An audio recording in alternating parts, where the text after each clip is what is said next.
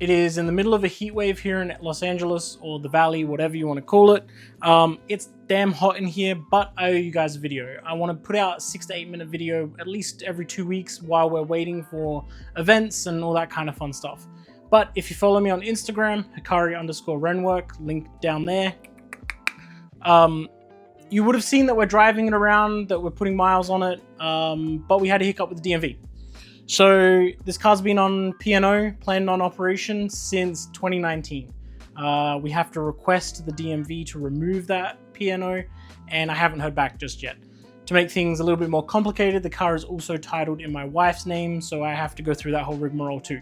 But we're on track to get it off of P&O. And yeah, I've kind of just been bumming around and driving it in the neighborhood. I took it on the big roads, as you saw.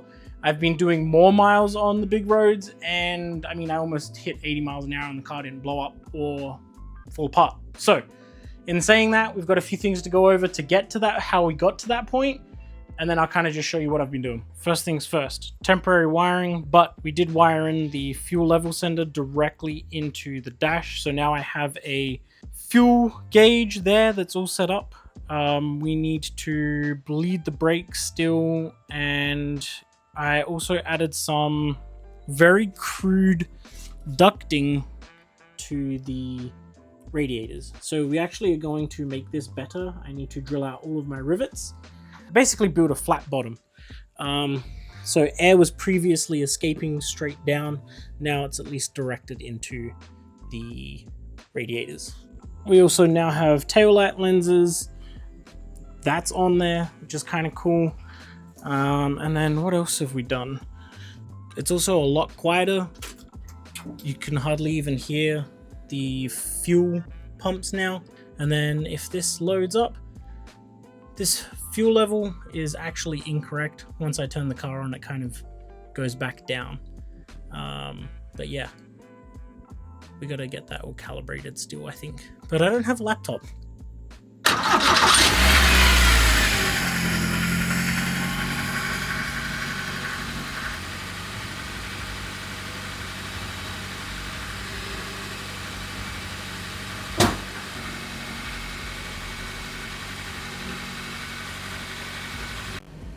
So yeah, we can see the check engine light is actually because I've got the expansion on here to run the fuel level sender, and this is basically the haltech saying that I don't have that turned on. So as you can see, the cold start, and we're kind of dropping down into just normal idle. And then yeah, we'll go back to there, and basically we're charging. We've got lights. I'm not sure if I showed everyone that the lights are all working, but we do have lights. I'm sure you saw the brake lights come on, but yeah.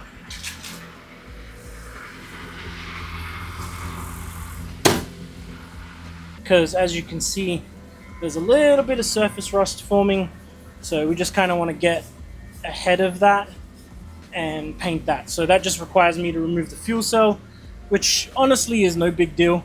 I just kind of been lazy about it. I've been driving it instead. So yeah, that's one thing that's on my list of things that I need to get done over the next few weeks.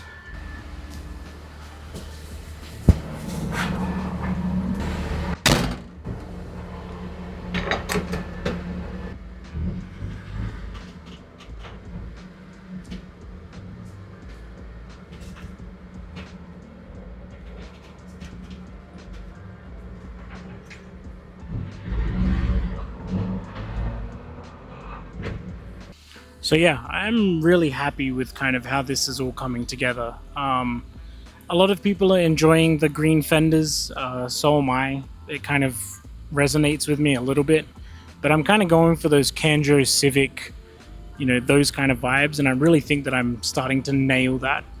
There's a lot of things on the list of things to do. I'm really not sure what those kind of feel like or look like at the moment. But one thing is for sure, it needs a wheel alignment. It needs a nut and bolt check in the rear. I've kind of gone over everything that I can without lifting the car up. But yeah, I'm really enjoying the way that it sits, the way that it drives. I'm going to give you a little squirt video, and then we'll go from there.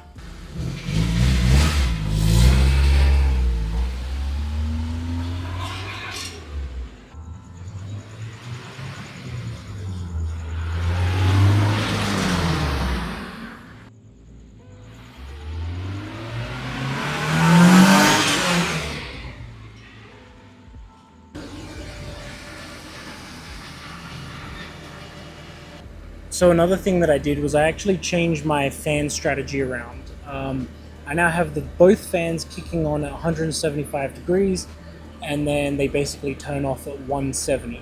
What that's done is that's actually kept me below 200 when I'm kind of ripping on it, which is exactly what we want. I don't want to go over 200.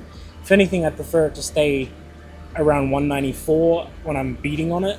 But right now, that's kind of where we're at. And as you can see, we've already dropped a degree just sitting here.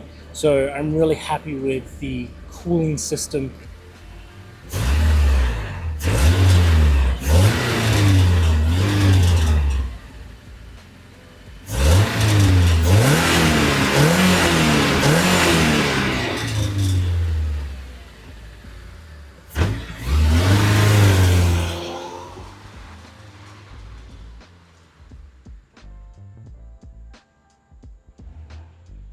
So yeah, I'm super happy with how it sounds, super happy with the way that it's running. Just got to get those tags, got to get a wheel alignment. I've lost my toe bolts in the rear swing plates, swing arms, swing plates, sway bar, whatever they're called.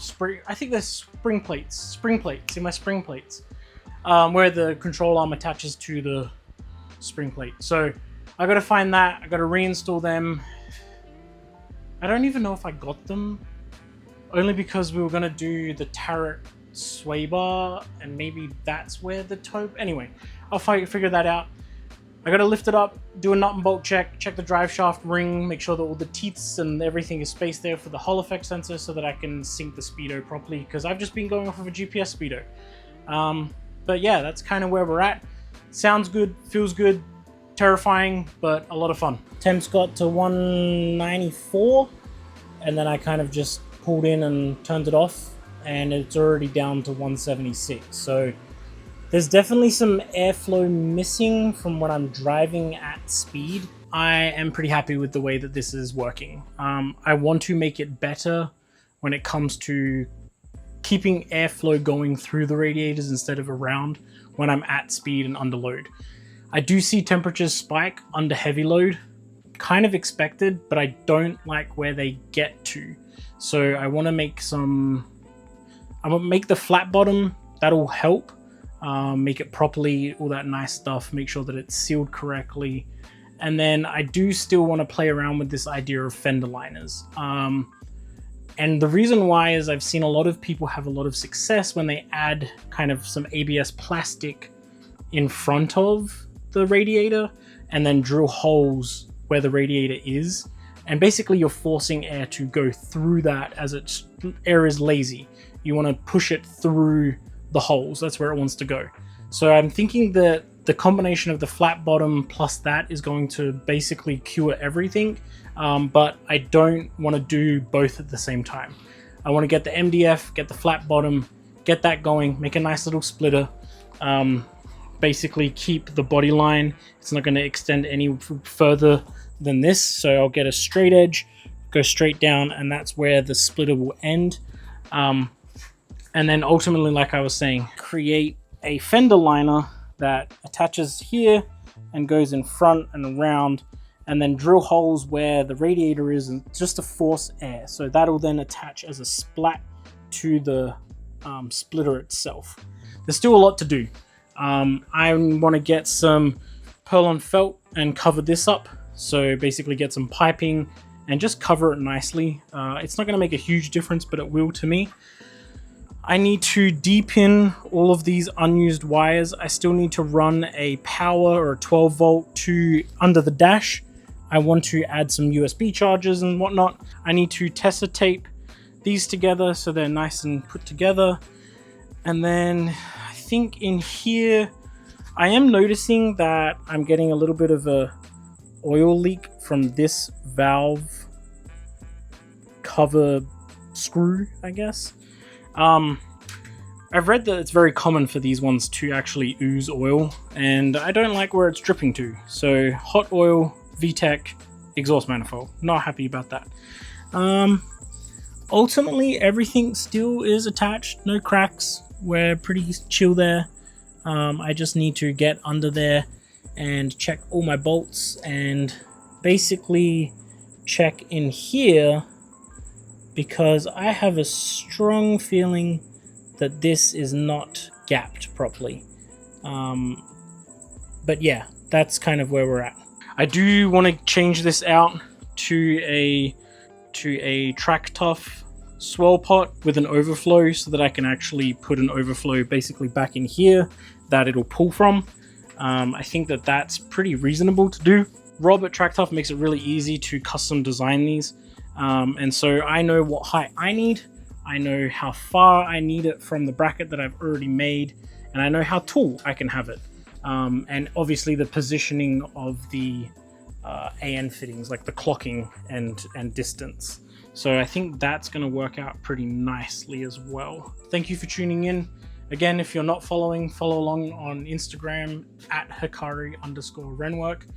And I have an online store now too. So yeah, if you want to check out that, the link's in the description, and we've got some stickers. So basically some stickers. I've done a HRW logo in that of like the Honda Racing Corporation style.